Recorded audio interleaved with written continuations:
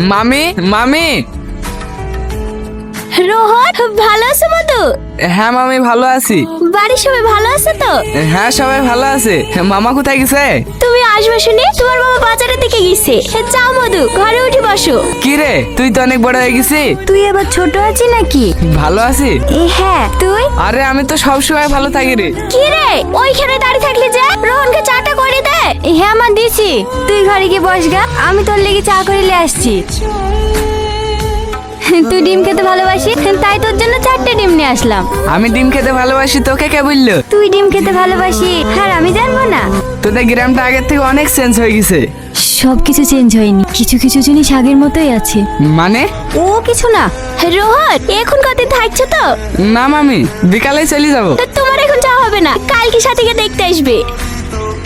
ছেলের তো মেয়ে পছন্দ আর আপনাদেরও ছেলে পছন্দ, তাহলে বিয়ের দিনখান ঠিক করে ফেলা হোক নাকি? হ্যাঁ হ্যাঁ